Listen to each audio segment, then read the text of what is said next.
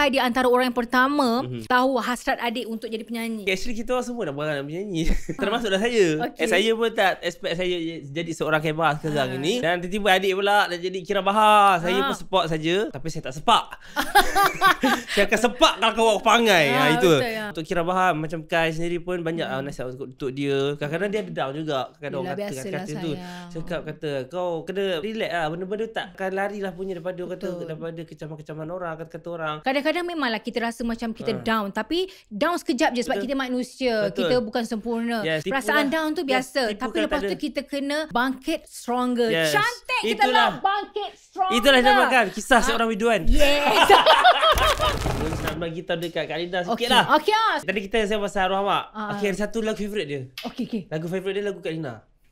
Cuba tengok lagu apa? Dulu sendiri, kini sendiri, tiada si. Dia suka buat ni, dia suka tiru. Siapa yang peduli? Ya ke? Dia suka tiru lagu tu. Mak kenapa? Cakap, tak, dia kan daripada dia punya lemak dia tu kan. Apa macam dah? Aduh sayang. Dia suka lah.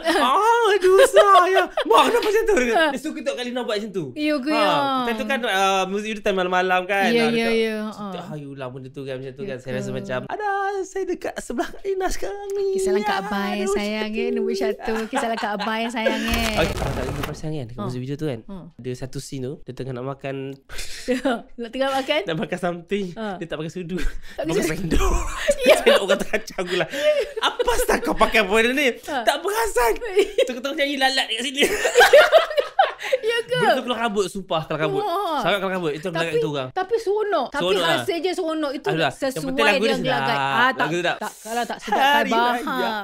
Hari raya semua sibuk berhias. Raya rendah selamat hari raya. Semua keluar lah. Tak ada. Kita tak macam fly. Kita tak mampu nak fly lagi. Tak apa, next year.